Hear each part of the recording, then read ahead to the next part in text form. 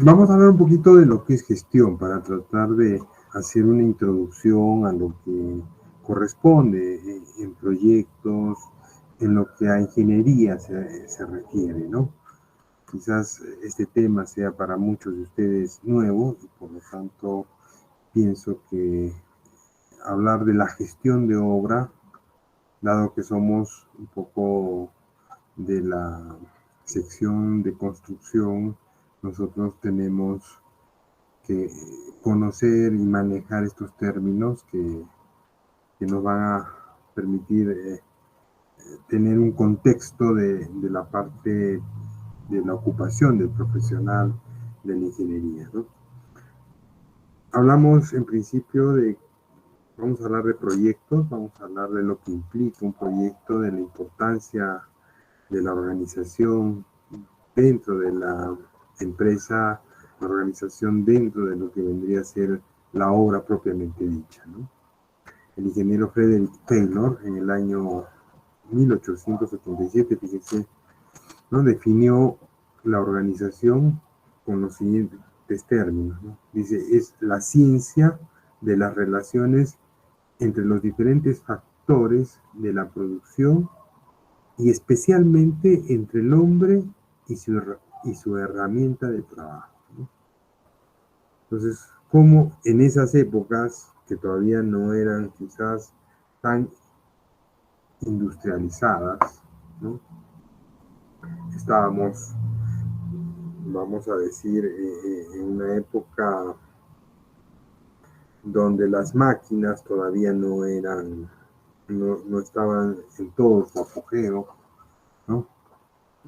Los automóviles, recuerden ustedes que Ford recién en el año de 1914 fue uno de los que inventa este motor de 4 tiempos y a partir de ahí, bueno, ya hemos visto cómo se ha ido desarrollando todo el tema de la industrialización, tanto para la producción como para lo que correspondería a la mecanización de los diferentes tipos de trabajo, ¿no?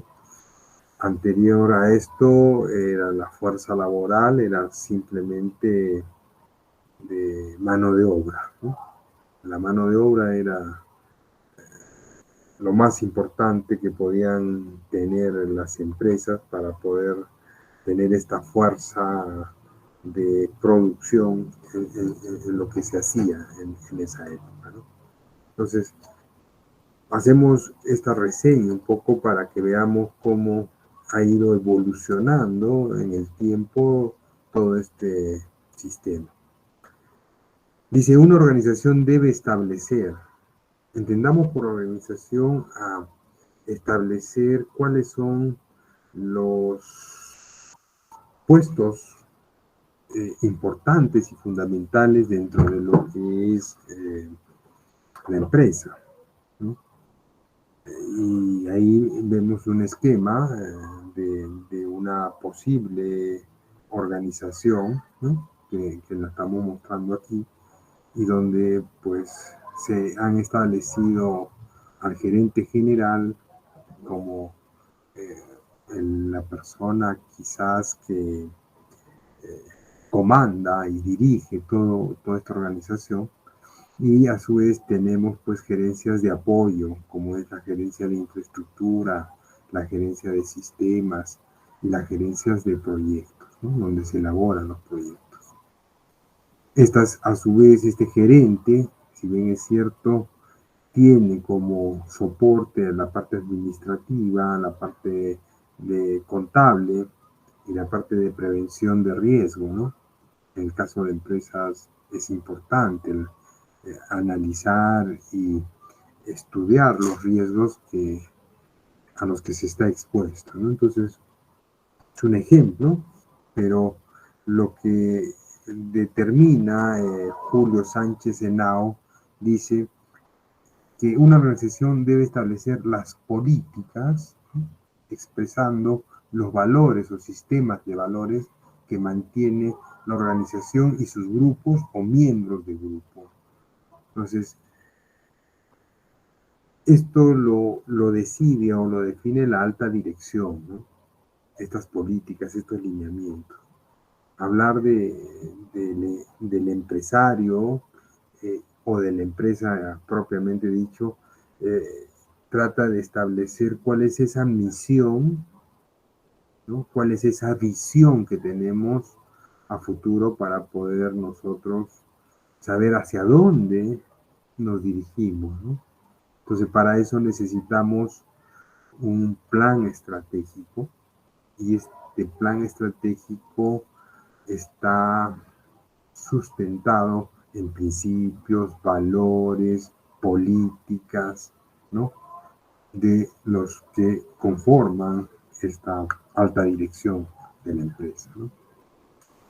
Dice diferentes tipos de planes para actividades ajenas a los proyectos de la organización, como planes a corto, mediano y largo plazo. Entonces, ya vemos que a nivel organizacional y empresarial tenemos pues metas que cumplir para lograr nuestros objetivos, ¿no? Entonces, muchas veces esas visiones se proyectan pues a unos 10 años en el tiempo, ¿no? ¿Cómo queremos vernos en 10 años?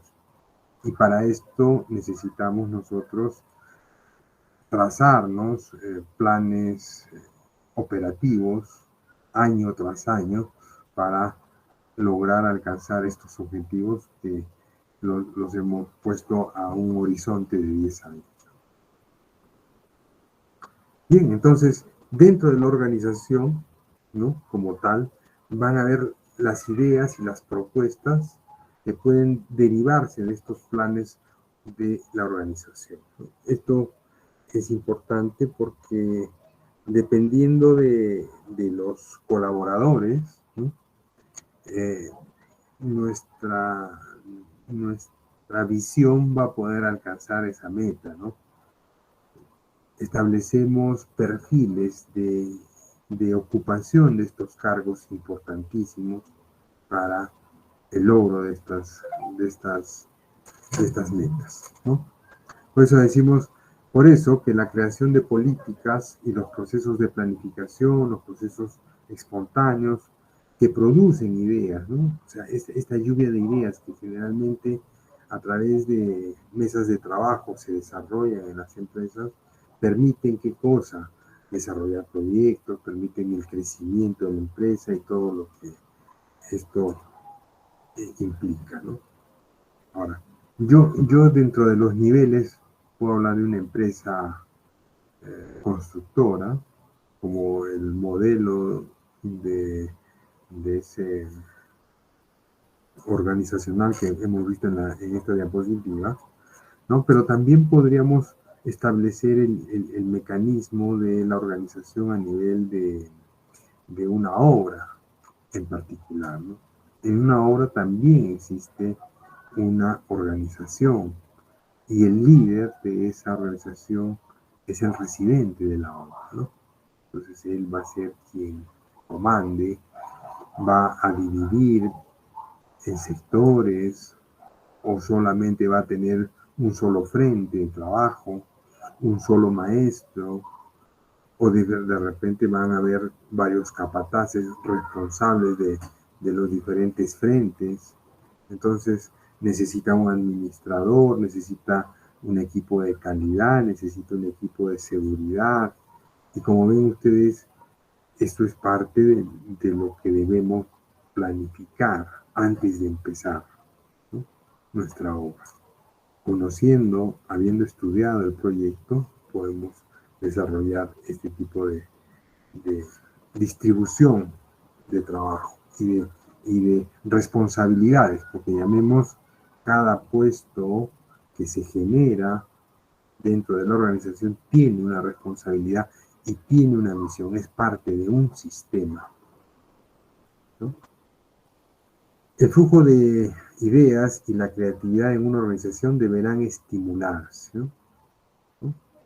Y quizás esta es la parte en la que se falla bastante, ¿no? O sea, no hay esta estimulación, esta motivación.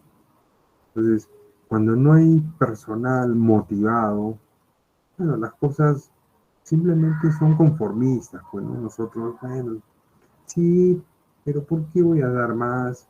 ¿Acaso me pagan? ¿Acaso?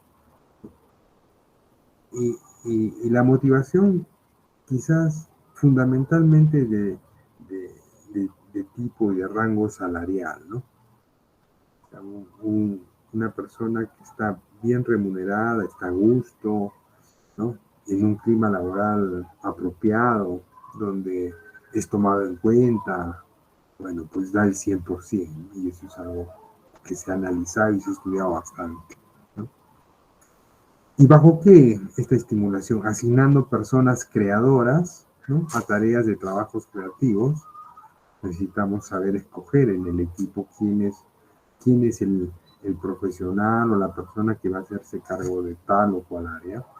Entrenando individuos, es decir, hay que formar, capacitar, enseñar a nuestros equipos, desarrollarlos, ¿no?, creando funciones, unidades organizativas permanentes, ¿no?, que haya continuidad en el tiempo, porque si vamos rotando este mes uno, o sea, no logramos, no conseguimos nada.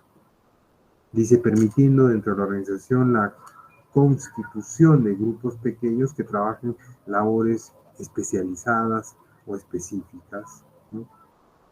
Eso es importante porque dominan, pues hay experiencia en lo que se hace, ¿no? Haciendo que todas las personas afectadas tomen parte en la creación de políticas a seguir y en los procesos a planificar dentro de la organización, ¿no? Eso es algo fundamental, aunque generalmente cuando uno entra a una empresa ya las políticas están dictadas. Me refiero a políticas como el tema de horas de entrada, horas de salida, políticas que tienen que ver con el tema de vacaciones, políticas que tienen que ver con el tema de premios, premiamos a nuestros trabajadores, a los más eficientes, políticas que tienen que ver con el aspecto medioambiental, ¿no? Entonces, esto se define en la alta gerencia, pero si hay un gerente o un subgerente que viene de otras empresas y que los resultados que han estado dando en otras empresas son alentadores y se considera como una buena práctica, ¿por qué no hacer un cambio a nivel empresarial, ¿no? Y después cuidando que todas las ideas constructivas generadas se registren de manera que no se pierda a medio camino o que se las guarden los mismos individuos. Entonces, todo lo que se haga a nivel de organización tiene que ser conocido, ¿no? Por eso vemos que a nivel de obra, la construcción genera diagramas, gráficas de comprensión y de entendimiento para todos los miembros del equipo, ¿no? Esa es una forma de sacar a relucir. Si alguien conoce de algo, tiene que... En obra estamos de manera permanente controlando, midiendo, porque eso es la única manera de llegar a alcanzar el éxito del proyecto. Entonces, si estamos haciendo mediciones sobre la productividad, sobre el avance, y no avisamos a los demás miembros del equipo, ¿a qué medimos? Mejor no midas, ¿no? Guárdatelo. No gastes tiempo, recursos en medir algo que ahí va a quedar oculto. Entonces, esto es algo de lo que se tiene que definir a nivel de la organización. Cualquier opinión, cualquier aporte es bueno, ¿no? El proyecto funciona como un sistema donde cada una de estas piezas cumple una función y es sumamente importante para que esto funcione. Entonces, eso también es algo que debemos tomarlo en cuenta. Un sistema consistente de componentes, cada uno de estos con una característica específica y relaciones o interacciones entre estos componentes, ¿no? Es un proceso, ¿no? Un proyecto demanda un proceso. Creo que todos entendemos lo que representa eh, o lo que significan los procesos, ¿no? Los procesos demandan una serie de actividades, ¿no? Estas actividades consumen recursos, ¿no? Estas actividades se relacionan entre sí, ¿no? En el caso de la construcción hay, ¿no? Una secuencia lógica, que eso es lo que ustedes han establecido en esta tarea que se ha dejado de elaborar la estructura presupuestal, donde hemos visto cómo hemos ido agrupando a través de estructuras, de arquitectura, de instalaciones eléctricas y o sanitarias, ¿no? Una secuencia. Entonces, importante tomar este concepto como parte de lo que hacemos en nuestra profesión. Para ejecutar un proyecto, en el caso de obras, necesitamos establecer esta secuencia lógica, el EDT, ¿no? La estructura desglosable del trabajo en tipo cascada, es decir, yo empiezo desde arriba y empiezo a colocar qué es lo que vamos a ir desarrollando hacia abajo en el tiempo, ¿no? Que también lo podamos expresar a través de diferentes formas de diagramación, como vamos a ver más adelante, ¿no? Dice, la gestión administrativa se desenvuelve fundamentalmente en base a proyectos, ¿no? Con un conjunto de actividades interdependientes orientadas a la realización de un determinado proceso, con principio y un fin perfectamente establecido o definido, ¿no? Entonces, eh, esa es la gerenciación, ¿no? O sea, la gestión. Estamos hablando de gestión.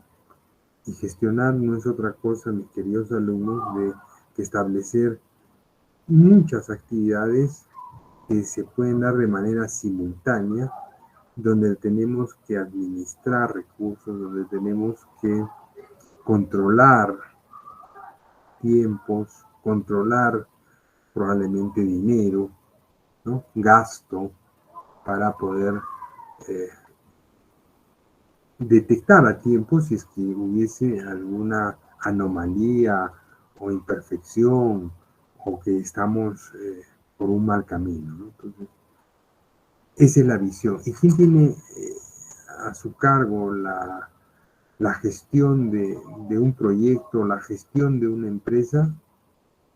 Se le denomina o se lo define como el gerente, ¿no? Entonces, no cualquiera puede ser un gerente, ¿no?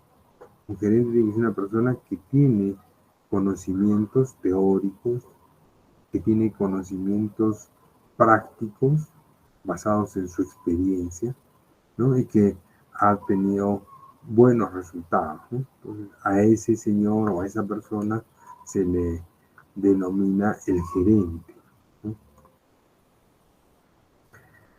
Un proyecto implica tres aspectos: la parte de planeación, y ahí entramos un poquito ya al tema que nosotros vamos a abordar en estas clases, ¿no? De lo que corresponde a programación. Y dentro de lo que es la planeación, hablamos es una visión en conjunto de las actividades que deben desarrollarse en un proyecto, ¿no? Lo que hemos hecho a nivel del presupuesto nosotros, y que ustedes lo han presentado y que se está revisando ahora, es hacer una planeación.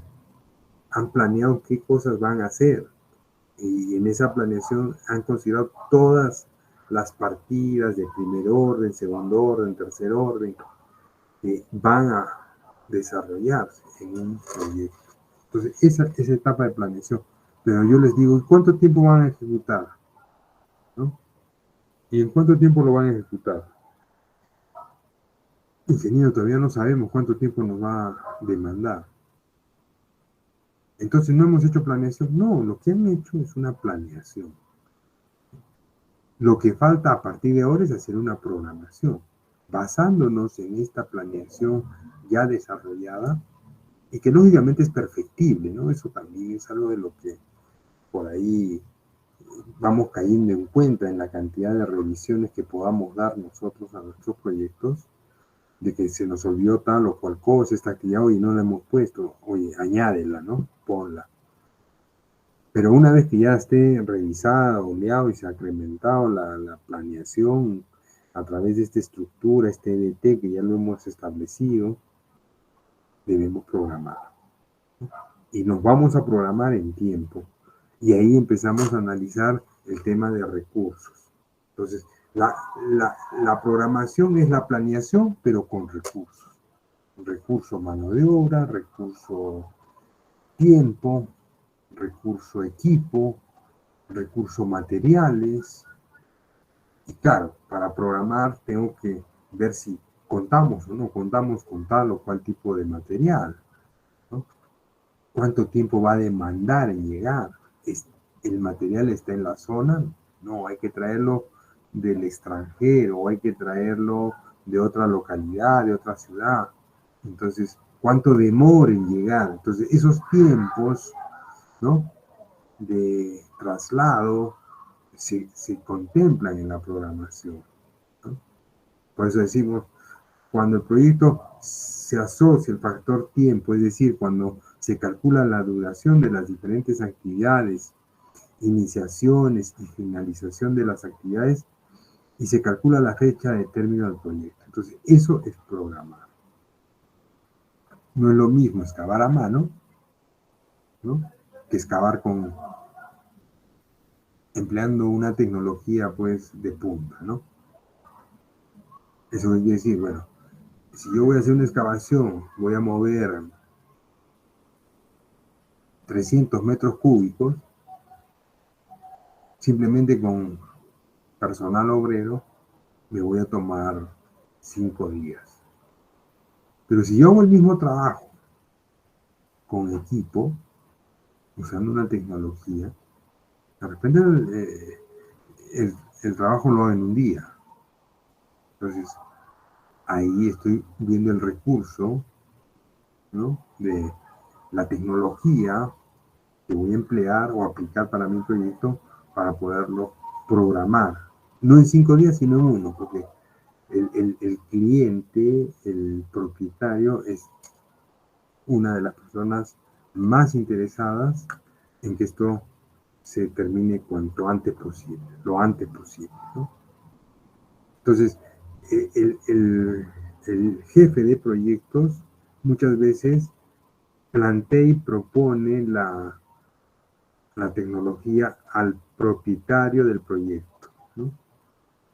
El propietario del proyecto es quien define si es que es así o no. Ahora dependerá también del costo que pueda tener, ¿no? Entonces, él toma la decisión y nosotros le proponemos. Muy bien. Y la parte de control, ¿no?, el control, que es otro de los aspectos importantes para que el proyecto pueda cumplir los propósitos establecidos en la planeación y en la programación, ¿no? Entonces, el control, ¿no? El administrador del proyecto deberá recoger información, dice, sobre el avance del proceso, comparar lo programado con lo realmente ejecutado y hacer las modificaciones necesarias y de acuerdo a las circunstancias, ¿no? Acá en el tema de control, quizás si han escuchado hablar de la curva S, ¿no?, es algo muy usual porque relaciona tiempo con dinero, es decir, presupuesto que se ha podido cumplir, ejecutar, ¿no?, valorizado. Otro tipo de control podríamos hablar del PPC, que es el porcentaje de plan cumplido entre lo que es la planificación, que no ve la parte económica, sino cumplimiento de actividades programadas, ¿no? Otra forma de control podríamos hablar de lo que es la herramienta del valor ganado o la técnica del valor ganado, ¿no?, que nosotros al momento de ejecutar obra podemos aplicar a ciertas partidas, porque esto es una herramienta, y determinando la importancia que tenga la partida por el valor que representa dentro del presupuesto total, pues podemos decidir controlarla para llevar más cuidadosamente esa partida, ¿no? Si hasta aquí está claro o si hay alguna pregunta, por favor.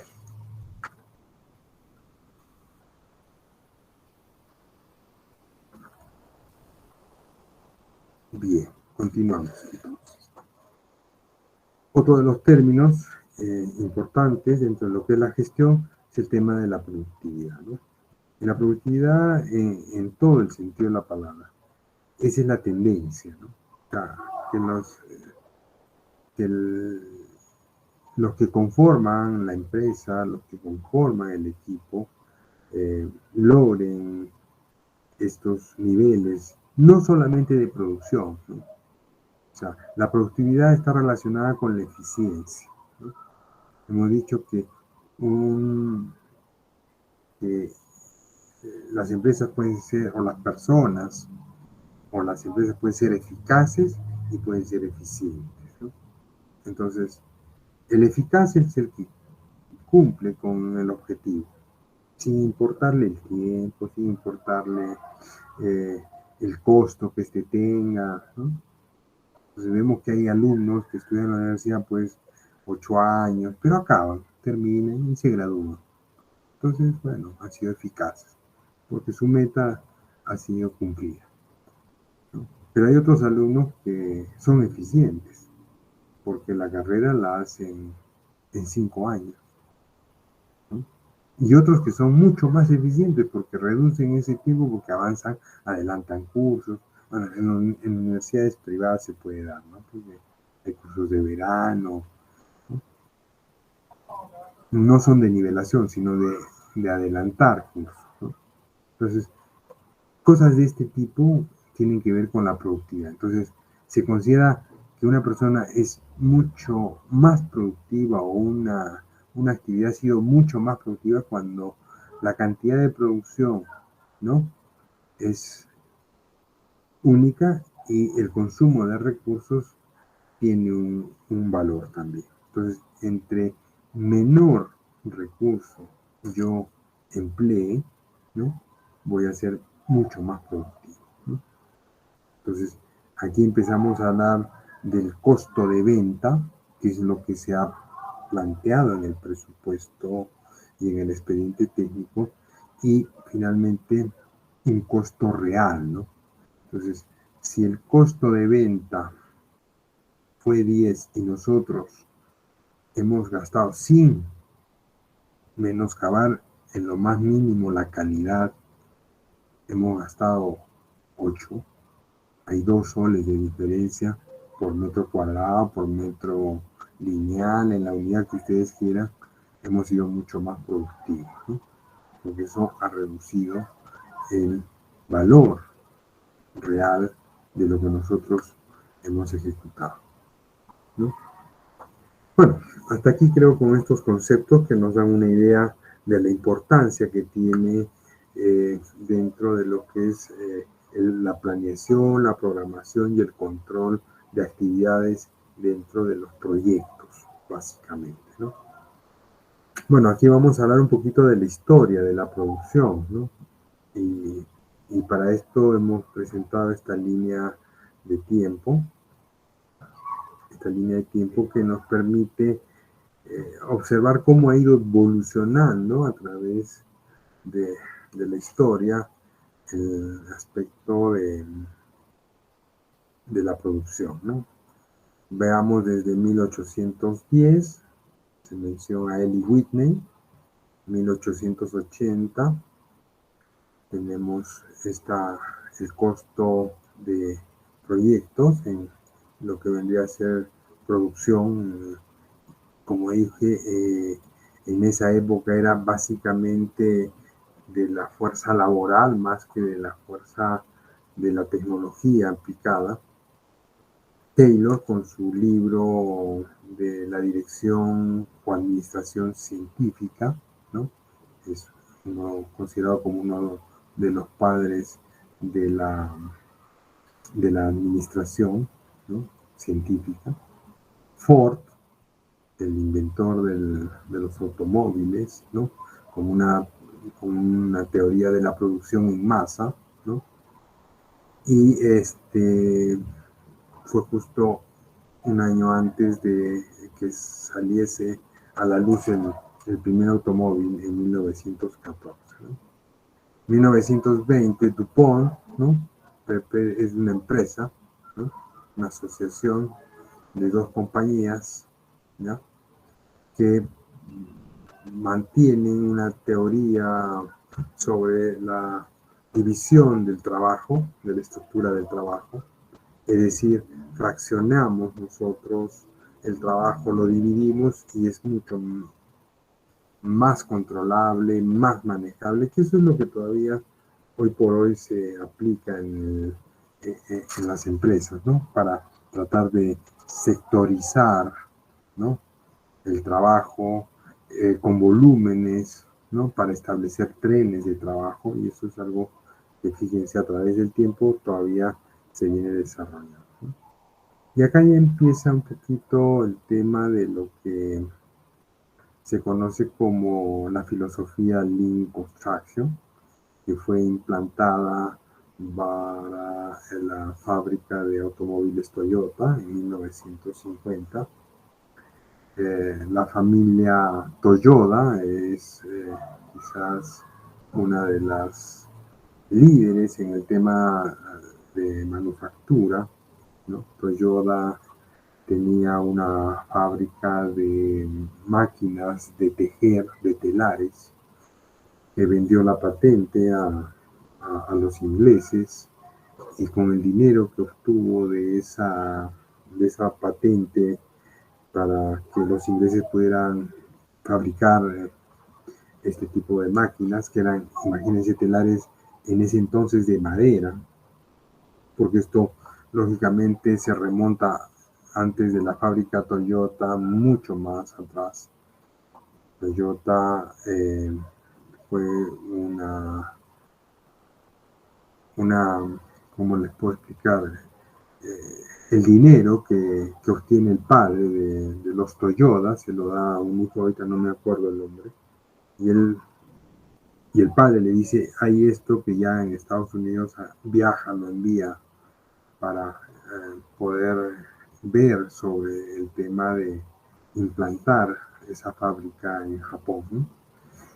Bueno, es toda una historia, hay un libro que ha escrito Taishi Ono, que es uno de los ingenieros mecánicos que lideró, entró primero como jefe de planta y después fue gerente general de la planta, y todo se basaba en filosofías de producción y de productividad, ¿no?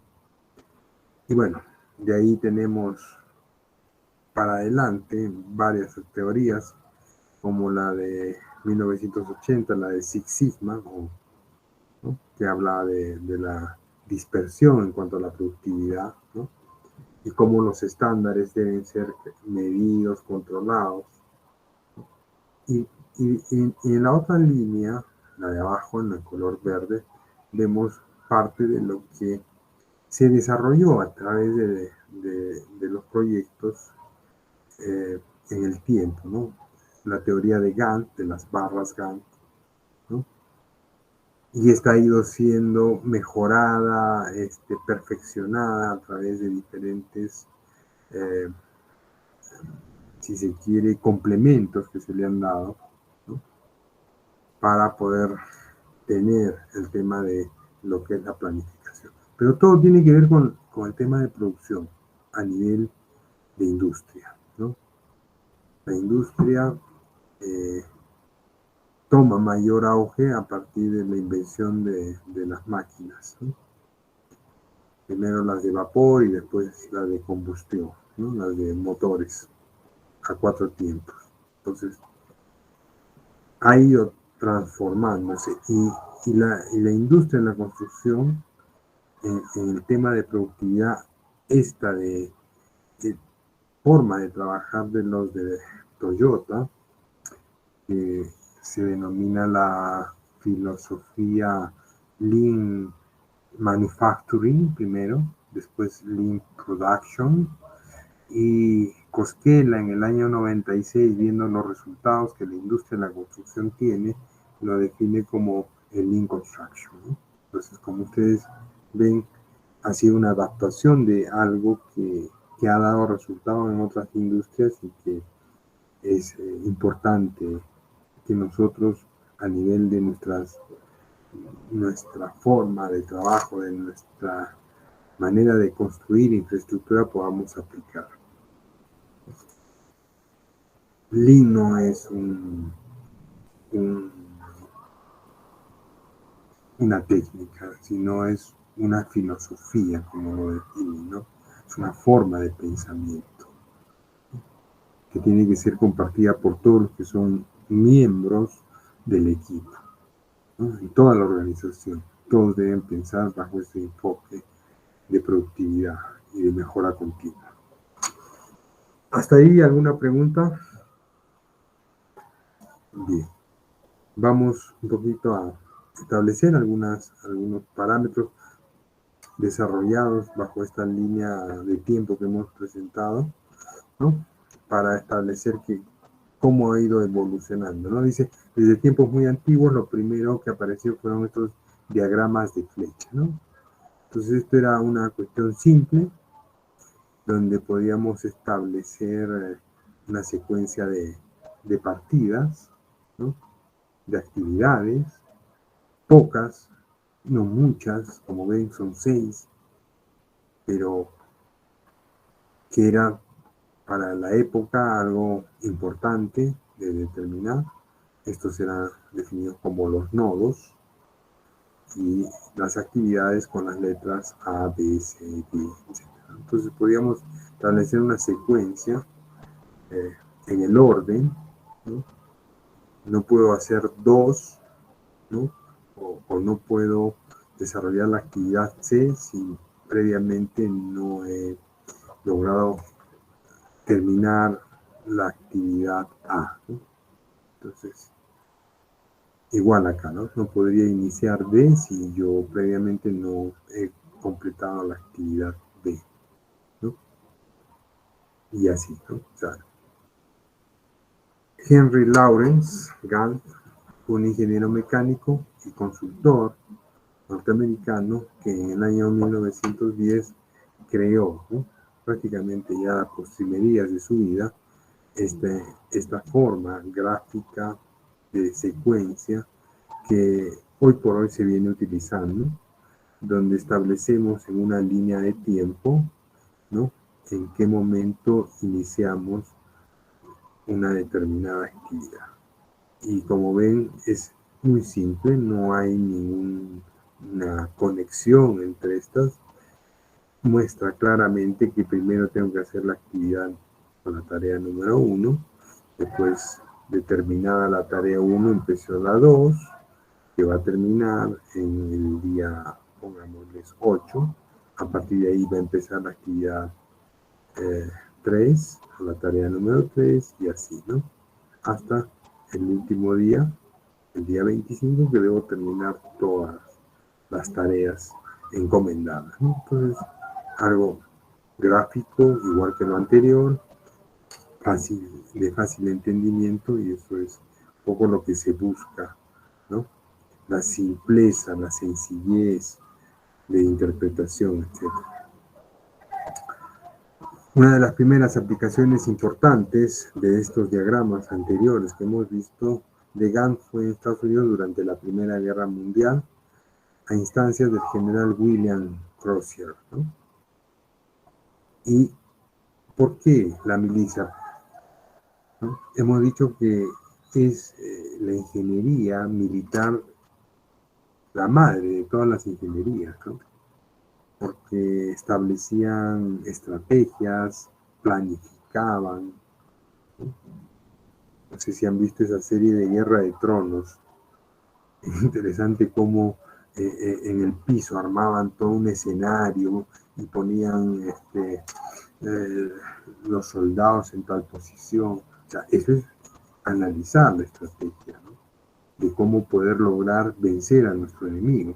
Entonces, basándonos en eso, bueno, las empresas desarrollamos estrategias. estrategias a corto plazo, a mediano plazo o a largo plazo, ¿no? Entonces, desde su creación, los diagramas de barras Gantt han convertido en una herramienta indispensable, fundamental en la gestión de proyectos. Y esto sí, ¿no? Lo podemos ver. Un plan de tesis, oye, tienes que ponerme tu, tu planificación, en cuánto tiempo utilizo un Gantt, ¿no? Muy conocido, ¿no? Entonces, a través de esto podemos establecer que es importante esta forma de expresión gráfica para poder entender lo que las actividades y tareas que vamos a hacer. Después de esta década de 1950 hacia adelante, bueno, ha ido mejorándose estas formas de expresión y de programación, de planificación, ¿no? Entonces, el método PERT, ¿no? Que no es otra cosa que por sus iniciales en inglés, el Program Evaluation and Review Technique, desarrollado por los militares norteamericanos en 1950 para controlar los tiempos en la ejecución de diversas actividades integradas a sus proyectos especiales, ¿no? Sabemos que después de la guerra, de la Segunda Guerra Mundial, empezó una carrera armamentista en Estados Unidos, ¿no? La Guerra Fría, porque había pues una disputa por el liderazgo entre Rusia, ¿no? Comunista, y los Estados Unidos, de raíces capitalistas, ¿no? Entonces, ¿quién era el líder? A pesar de que habían sido aliados en la guerra, ¿no? En la Segunda Guerra Mundial, rusos y americanos han peleado, pero bueno, era importante el desarrollo de armas nucleares. Varias veces hemos estado a punto de entrar en una guerra nuclear, ¿no? Era algo de lo que ponía en tensión a todo el mundo, ¿no? Entonces, pero para esto pues había que tener programas donde la producción, donde esta carrera armamentista se tenía que planificar. Entonces, justo nace de estos sistemas PERT. Otro es el CPM, que es el conocido como el método de la ruta crítica, ¿no? Que actualmente nosotros lo incluimos dentro de las programaciones de Gantt, ¿no? Y la diferencia con una barra en color rojo, que significa pues riesgo, ¿no? Eh, pero como ven, nuevamente vemos que esto es algo que se inicia el siglo pasado y que actualmente lo venimos utilizando. Específicamente en el 57, estos diagramas de la ruta crítica, Gantt, CPM Gantt, ¿no? O sea, ya añadimos dentro de esto el color rojo a nuestras programaciones para ubicar, detectar cuál es esa actividad crítica en la cual no me puedo tomar ningún respiro, ¿no? Tengo que controlarla. Todas las actividades que caen dentro de la ruta crítica tienen que ser controladas, revisadas permanentemente, porque el atraso de un día implicaría que al final del proyecto ese día se corra hacia el lado. La ruta crítica establece el inicio y el término del proyecto, es otra de las características que tiene, ¿no? Y otro, podríamos hablar de los diagramas Gantt con hitos, ¿no? El hito está definido como un aspecto importantísimo dentro del proyecto. Entonces, hay proyectos que se van a construir por fases. Vamos a hablar dentro de un proyecto por así minero, la construcción del campamento, ¿no? Ese es el primer hito. Termino el campamento y ahí he concluido mi primer hito. Después de repente la excavación de todo el traslado de material maquinaria pesada para el inicio de las operaciones podría ser otro segundo hito, ¿no? Un tercer hito de repente ya lo que es un determinado sector, etcétera, ¿no? Entonces, eso dentro de lo que es la producción es importante establecerlo. En una obra de construcción podemos hablar de hitos, de repente todo lo que es movimiento de tierras, ¿no? Ese es el primer hito. Terminar eso en un determinado tiempo, entonces yo lo controlo de mejor forma. De repente otro de los hitos podría ser todo lo que es el casco de la estructura de la edificación. Otro hito podría ser la culminación de los acabados húmedos de la obra, tarrajeos, revoques, etcétera. Otro hito podría ser el acabado de tarraje, el término de los acabados secos, ¿no? Colocación de vidrios, colocación de puertas, etcétera, ¿no? ¿Hasta aquí alguna pregunta? ¿Se dan cuenta que no preguntan absolutamente nada?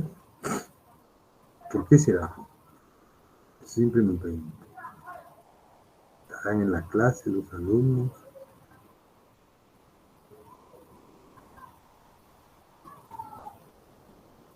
Bajo este enfoque de que nadie pregunta nada, yo creo que las puedo grabar las clases y las mando nomás. Ustedes la ven solitos. Porque ¿cuál es el sentido de interactuar en una clase? Que hayan preguntas, ¿no? Pero si no hay participación, ¿qué sentido tiene el tiempo? Yo puedo grabar la clase en la madrugada y la paso. Ya chicos la miran, ya está. ¿O no? ¿Qué dice mi delegado?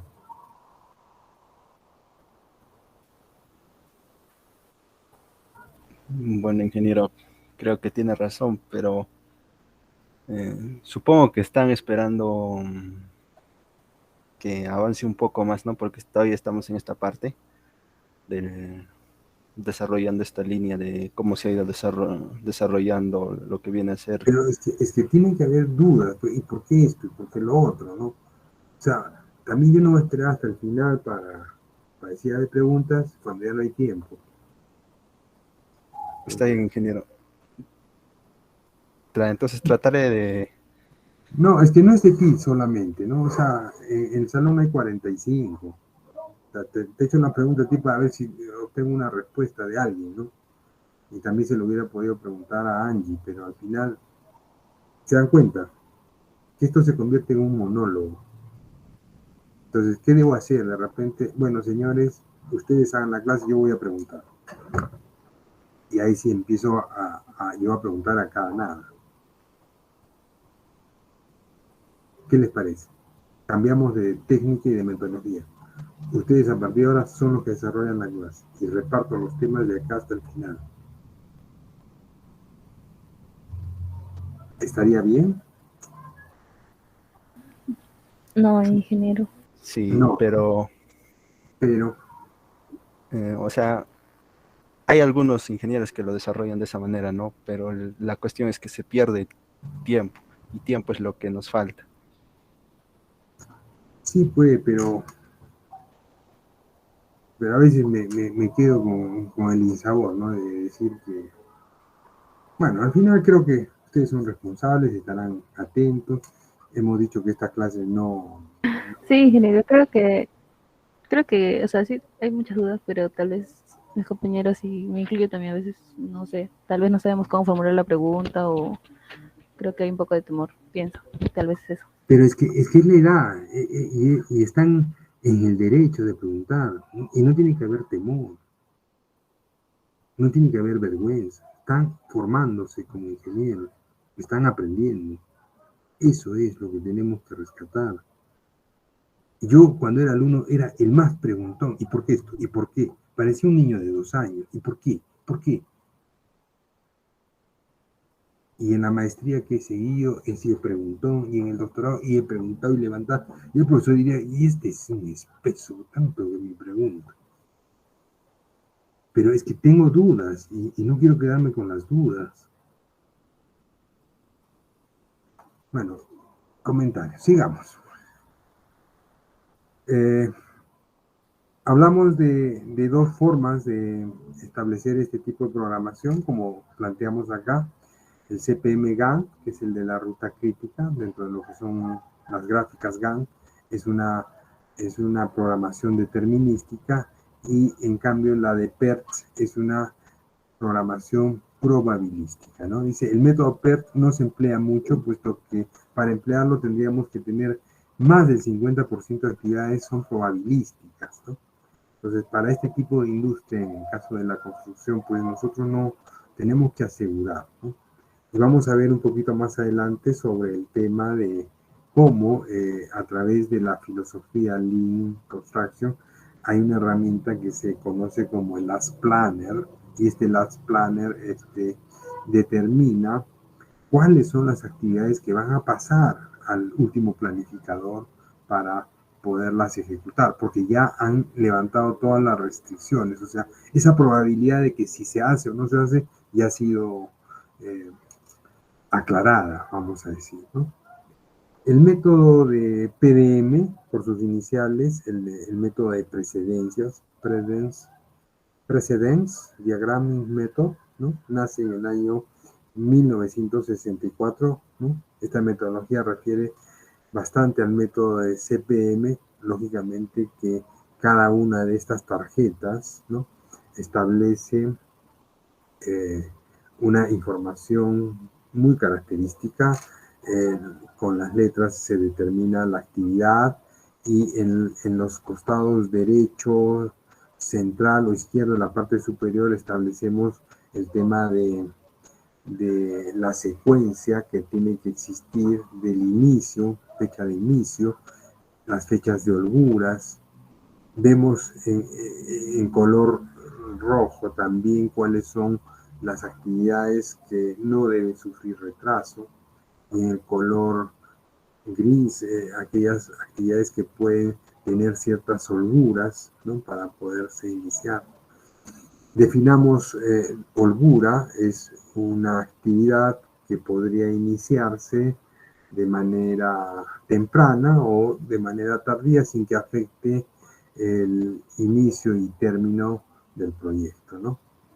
Por poner un ejemplo, tengo una actividad que es pintura, ¿no? Y la pintura puede establecerse después de que hayamos terminado con todos los revestimientos, y encima de eso consideremos un tiempo de secado para el inicio de esta actividad. Entonces yo puedo iniciar pintura por decir el día de hoy, ¿no? De hoy 13 de octubre. A partir de hoy, y mi obra culmina en un mes más, ¿no? Pero yo he calculado que es más importante de repente establecer ya el tema de acabados secos. Estoy colocando puertas, y la pintura todavía la he dejado, ¿no? Porque sé que en pintura voy a estar 15 días. Entonces, puedo empezarlo esta semana, sí. ¿Qué me conviene? De repente postergar un poco más la pintura, porque si pinto temprano, de repente todo se ensucia otra vez, y es preferible, para no estar retocando y no estar volviendo a pintar aquello que sea. O puedo tomar la decisión de pintarlo todo en una primera mano, y para la segunda mano, faltando 3 días, lo acabamos y lo dejamos todo ok, ¿no? Entonces, son las decisiones que se toman al momento de hacer la planificación, ¿no? Entonces, pero tienen que estar, en algún sitio tengo que poner esta actividad, ¿no? Entonces, no puedo dejarla de programar o de planificar, ¿no? Otra forma de, de planificar y de hacer programación es mediante estas líneas de balance, ¿no? El método LDB, ¿no? Por sus iniciales en inglés, Line Diagramming Balance, ¿no? Fue desarrollado por un grupo de trabajo encabezado por George Fauch durante la década de 1940 para monitorear la producción. Y esto era de la industria, ¿no? No en la industria de la construcción, pero que se ha adaptado hoy en día al tema de construcción. Las líneas de balance son importantes porque nos aclaran el panorama y evitan que haya un cruce y una obstrucción por parte de las diferentes actividades que se desarrollan en obra, ¿no? Como decir, hemos establecido el inicio de la cimentación en una fecha cero, ¿no? A través del tiempo se ha vuelto lineal, ¿no? Igual con los muros, y esto nos da una idea mucho más clara. Voy a presentar un videito de esto que quizás ilustre un poco más. Vamos a dejar de presentar esta para buscar el videito. Como digo, es sobre zonificación o planificación zonificada.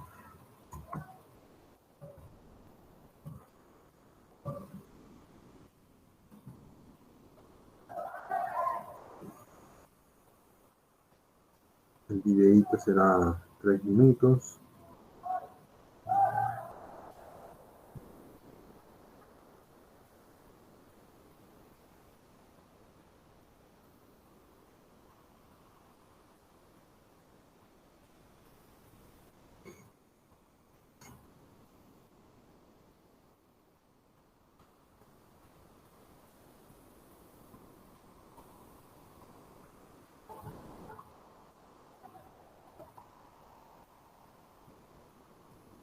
Miren lo que ocurre cuando alguien con artritis le da un mordisco a un dedo. Me avisa si se ve el video, ¿ya?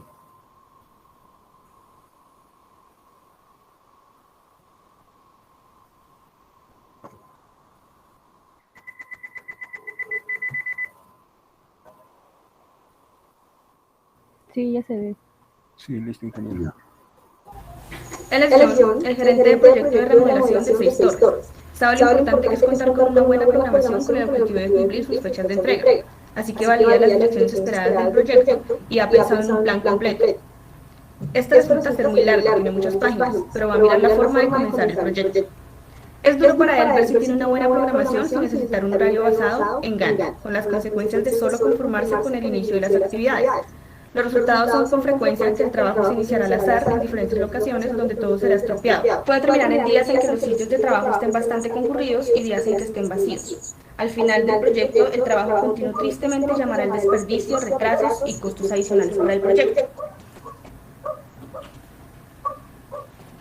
En vez de esto, John intenta programación basada en ubicaciones o línea de balance. Lo primero que hace es trasladar las actividades, así que todas las ubicaciones son claramente desplegadas al mismo tiempo. De esta forma sabemos cuándo y dónde el trabajo se moverá, y el programa ahora ser fácilmente mejorado. Primero, el flujo de cada actividad es optimizado. Aquí podemos ver las cruces entre actividades que nos muestra la línea de balance. Le damos la lógica entre cada tarea por ubicación, de esta forma es automáticamente empalmada. Esto visualiza cualquier uso potencial inefectivo de las locaciones del proyecto. Un tradicional enfoque Gantt forzaría los inicios más tempranos de las actividades para tenerlos constantes en cada ubicación. Sin embargo, esto desafortunadamente representaría el flujo de trabajo regularmente interrumpido. En vez de eso, bajo el concepto de línea de balance, balanceamos los recursos. Así se crea un resultado más uniforme y John es capaz de tener su programa completo en una sola pieza de papel. Debemos darle una visión corta del proyecto. El propósito de este programa es asegurar que los diferentes oficios no están trabajando en la misma ubicación al mismo tiempo. Y para asegurar el flujo continuo de las actividades planeadas, explotamos las áreas de trabajo efectivamente.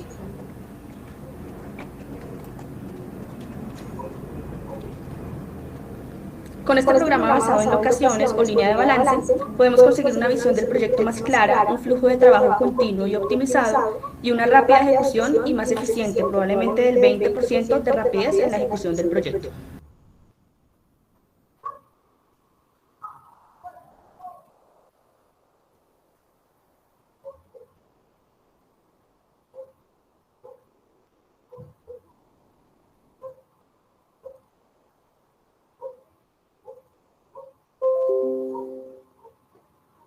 Bien, Ingeniero, tenía sí, una duda. sí, Antes de que se pase al siguiente, o bueno, siga avanzando, para los diagramas Gantt que mostró, sí, tenía la duda de, por ejemplo, la mayoría de los cronogramas que he visto o sea, son bastante amplios y bastante complejos. Quería saber si hay alguna manera de reducir el cronograma o cómo es que podemos clasificar a que es un cronograma más comprensible, digámoslo así, a las personas que tal vez no entiendan la complejidad del mismo, ¿no? Si se puede reducir de alguna manera esto. claro que sí. Miren, a nivel de expediente técnico, nosotros tenemos que considerar todas las actividades a desarrollar.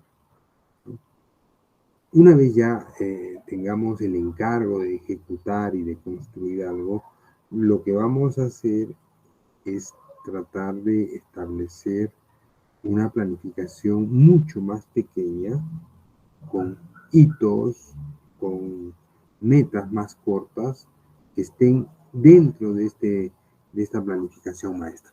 Está la explicación un poquito más adelante, te has anticipado a esta temática que la vamos a conversar en las siguientes diapositivas y que seguramente, como ya tienen el material en YouTube, ustedes van a ver que esta clase o esta presentación es bastante larga. Después entraremos ya un poco a lo que es programación y eso es lo máximo que voy a poder avanzar yo en esta temática de mi curso, ¿no?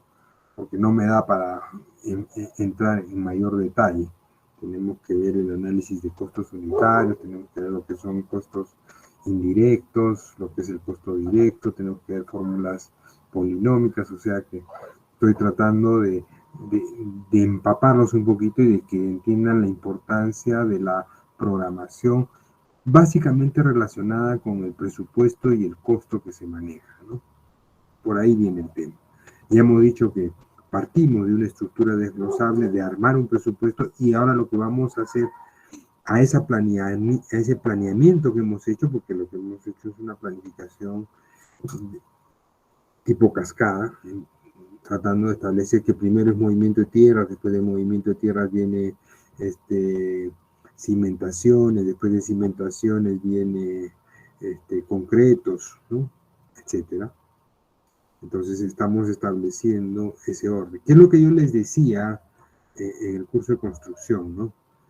Procuramos que nuestra diagramación Gantt, las líneas o las que representan las actividades y el tiempo que van a demandar se vayan dando secuencialmente, empezando desde la parte superior izquierda y concluyendo en la parte inferior derecha, ¿no?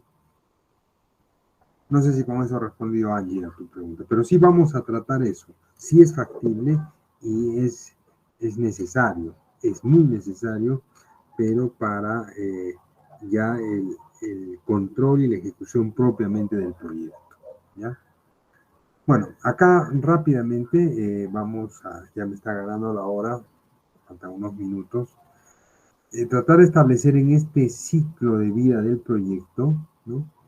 Que no termina con la culminación de la obra porque existe la parte operativa y de mantenimiento que viene después de concluir la obra, pero he querido representar en esta gráfica la importancia del planeamiento y de la programación en los proyectos, ¿no?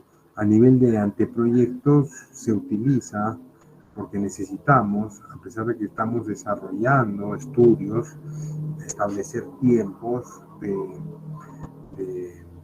del proyecto. Y para eso es importante utilizar pues un diagrama Gantt, no necesito nada más, ¿no? Entonces, una programación Gantt por rubros de qué cosas vamos a hacer para desarrollar este anteproyecto. Lo propio, hacemos uso de la programación Gantt o el método de las barras Gantt al momento de elaborar un expediente técnico. Pensemos que para hacer un expediente técnico hay actividades que tenemos que desarrollar. Las empresas dedicadas a este rubro, a la consultoría de proyectos, al desarrollo de expedientes técnicos, tienen contratos que tienen un tiempo, ellos tienen que cumplir metas, tienen que entregar por etapas avances de su proyecto, y eso no puede ser pues un albur, eso tiene que estar plenamente planificado y programado en el tiempo. Entonces, acomoda quizás para este tipo de etapas del proyecto el uso de la diagramación Gantt, ¿no? Como vimos en esa gráfica, 4 tareas claramente establecidas, cuando empezamos, cuando terminamos, y tratemos de cumplir esas tareas, ¿no? Bueno, no hablamos del proceso de selección, porque el proceso de selección ya está establecido en el reglamento de la ley de contrataciones, los tiempos que demanda un proyecto de adjudicación directa, un proyecto o un proyecto para licitación pública. Entonces, hay plazos ya establecidos, por eso eso es normado, ¿no? Eso no encaja en lo más mínimo. Lo mismo da licitar un proyecto de 8 millones que un proyecto de 15 millones. O sea, no por eso va a haber más tiempo, porque eso ya está definido a nivel de la ley de contrataciones. Después del otorgamiento de la buena pro, el constructor debe presentar una programación. A eso se le llama el calendario de avance de obra. Es decir, el contratista, basándose en su oferta, establece un tiempo para la ejecución, que puede ser el mismo que ha considerado el proyectista.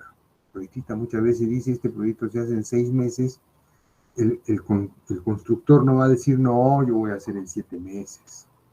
Ahora, sí podría haber un error en la planeación o en la programación del proyectista, cosas que no ha tomado en cuenta y que han dado origen a que sea un menor tiempo. Y el postor, que es el que se presenta para ejecutar esa obra, porque son muchos los que se presentan, puede hacer una observación indicando que dentro de los plazos que el expediente técnico plantea o propone, no se ha considerado tal actividad que toma un mes más.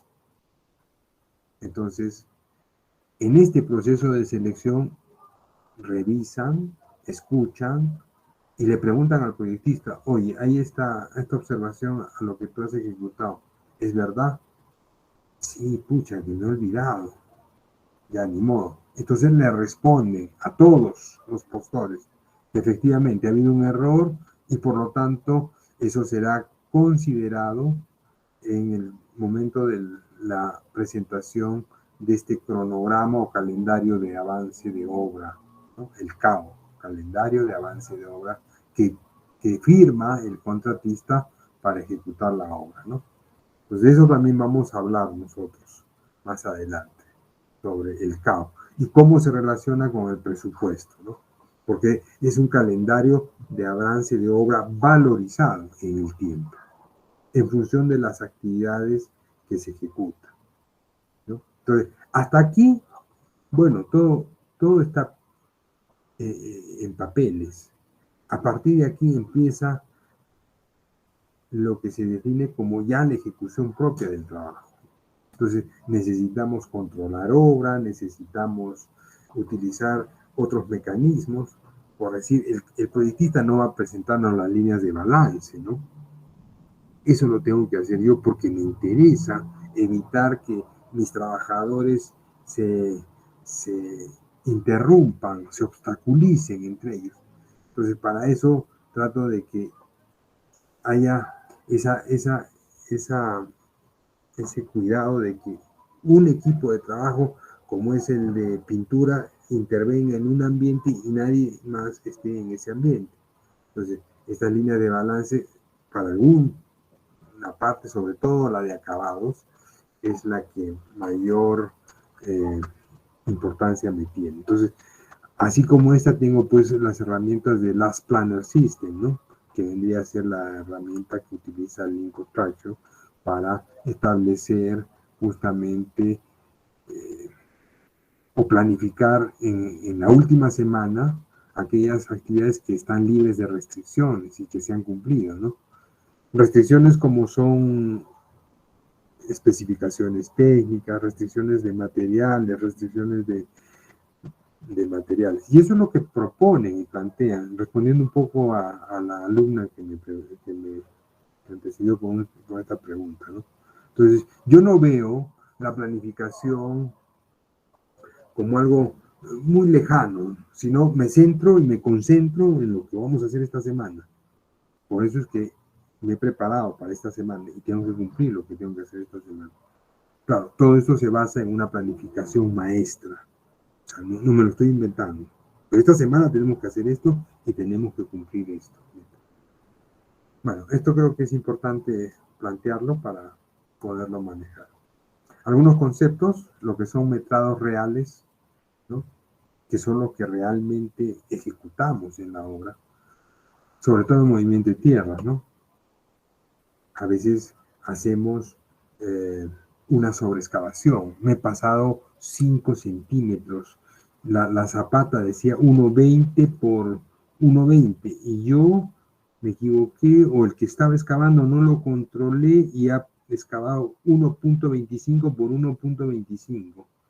Es decir, que en 2 de las caras de mi zapata he hecho 5 centímetros más. ¿Las voy a encofrar? No. ¿He hecho más excavación? Sí. ¿Voy a meter más concreto? Sí. ¿Eso es pérdida? Sí. Entonces, en mi costo, ahí estoy perdiendo. ¿Por qué? Por una falta de control, ¿no? Entonces, el metrado real, ¿no? Y hablamos de un costo venta. El costo venta es el del expediente técnico, ¿no? Tengo un costo planeado, que yo pienso que es lo que voy a lograr antes de empezar a hacer las actividades. Y tengo un costo real. El costo real se basa en el metrado real y lo que hemos ejecutado utilizando los materiales. Qué importante controlar eso, ¿no? Para saber si estamos ganando, estamos perdiendo o estamos igual, tas con tas, como se dice, ¿no? Otro concepto, la red primaria y la red secundaria, ¿no? La red primaria conocida como el plan técnico y la red secundaria conocida como la planificación de obra, ¿no? ¿Qué es una red? Ya hemos visto en esa primera gráfica, ¿se acuerdan? Es la secuencia a través de nodos, a través de flechas, o quizás en el Gantt a través de estas interacciones secuenciadas de inicios de actividades en el tiempo, ¿no? Es una red exclusivamente de la secuencia constructiva. Esta fase de la programación no requiere de metrados, así como de ninguna precisión de números, ¿no? Es el EDT, es la red primaria, lo que ustedes ya han desarrollado a través de esta segunda entrega de sus presupuestos. Y la red secundaria, ¿no? Ya es la planificación, es la red de flechas definitivas que incluyen tiempos, duraciones, etcétera. Es decir, toda la información que la programación da al constructor. Acá hay un ejemplo de una programación inicial. Este es el software que es el WinProject. Creo que todos podrían tener acceso a esto para establecer el nombre de las tareas, las partidas de primer orden, de segundo orden, la duración en tiempo, ¿no? Este es el edificio, va a durar 267 días, inicia un día lunes 12 de octubre del 2007 y termina el 9, si la vista no me falla, ¿no? Entonces 30 de septiembre del 2008, 10 de diciembre del 2007, ¿no? Entonces, este software permite hacer una transformación de las barras Gantt al sistema PERT, que es esa la de los cuadraditos que habíamos visto, ¿no? Entonces, uno puede planificar en Gantt y después presentar. Esa es la ventaja de la herramienta, ¿no? Que nos facilita todo esto. Bien, una programación inicial o también programación oficial, el Master Planning, que es la planificación maestra, la que está ahorita en el expediente técnico, la que debe desarrollar el proyectista, ¿no? Y que el contratista puede asumir o no, quizás, ¿no? Pero dice, el contratista presenta, ¿no?, una programación para la firma de su contrato. Es un compromiso en plazos acordados con su cliente, con el propietario del proyecto. Tomando como base la programación, se elabora un calendario valorizado para los pagos del contrato. Entonces, lo que vamos a ver más adelante es cómo, ¿no?, en el mes de octubre, en base a este calendario que ha desarrollado el contratista, es la persona que ha ganado la buena pro, entonces decimos qué actividades están desarrollándose en el mes de diciembre del 2007, ¿no? Entonces hacemos un corte en lo que corresponda a cada una de estas actividades y eso es lo que yo voy a valorizar, ¿no? Entonces, ¿cuánto vale el trazo? Que es una de las partidas. Tanto, esta está considerada dentro de este mes ya. Entonces, esa actividad la valorizamos en ese mes. Lo propio ocurrirá en enero. Tengo el mes de enero del 2008 y tengo acá esta actividad, esta fracción de la actividad, ¿no? ¿Y cuánto cuesta? ¿No? ¿Cuánto cuesta? ¿Y cuántos metros cúbicos en esta excavación masiva? Entonces, establecemos los valores en función del metrado y del valor de la partida unitaria y calculamos un valor, ¿no? Entonces, ese es el compromiso que tiene un contratista para la firma del contrato. Y contra eso se le va a constatar o a verificar. El planeamiento general, ¿no? Importante por lo que muestra y lo que representa, ¿no? Es aquel que se produce al inicio del proyecto, o sea, es necesario tenerlo. Es más, ya el expediente técnico tiene una programación inicial, pero esa es la que ha hecho el proyectista.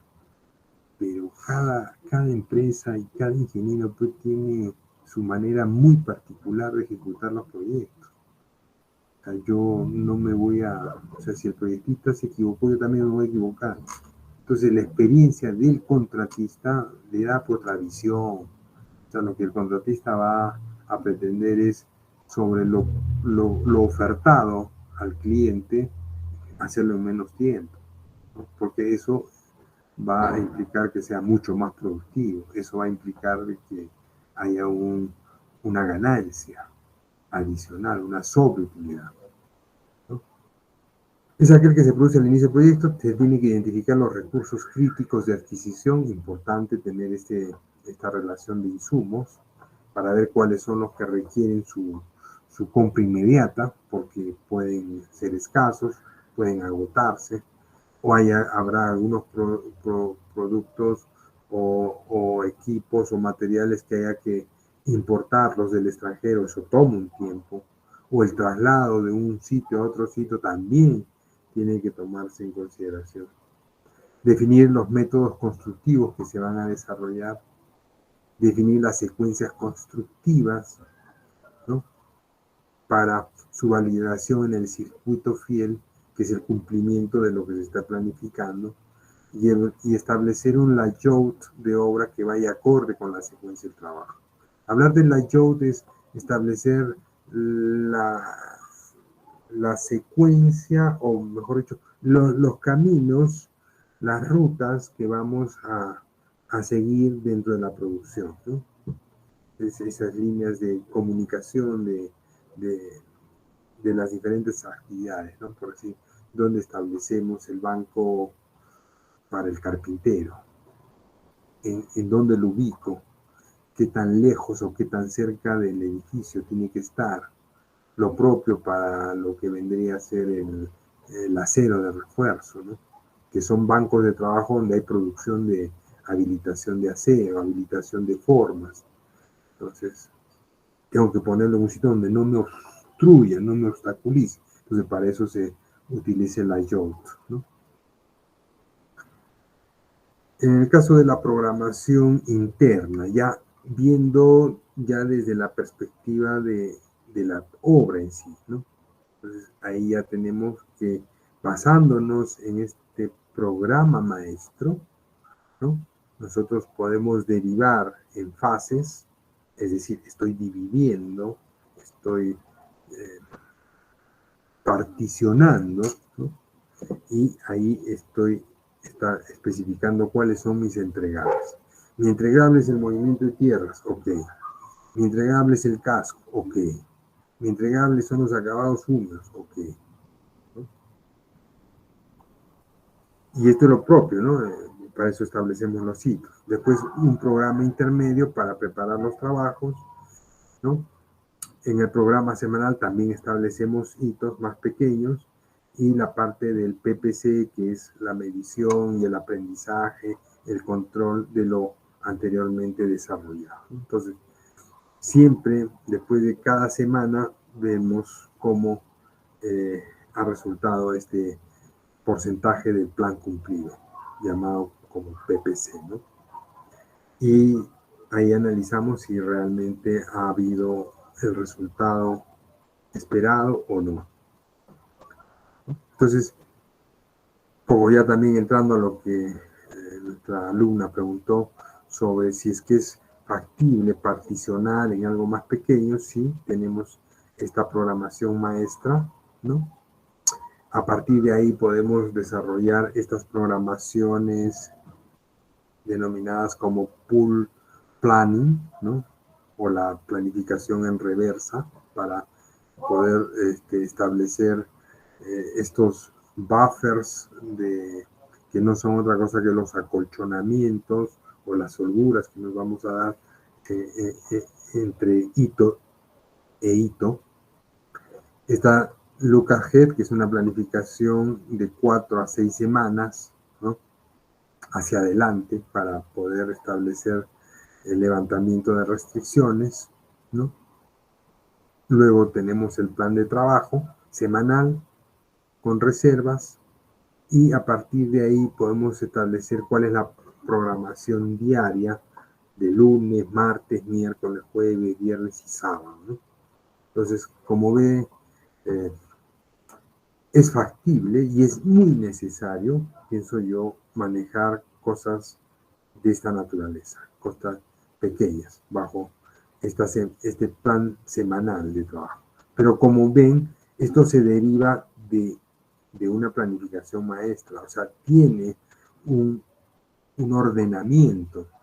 No es que se me ocurre, oye, vamos a hacer tal cosa, no. Tratamos de cumplir esta planificación maestra. Muy bien, ahí nos vamos a quedar. ¿Qué hora es? Son las... Yo tengo las 5:00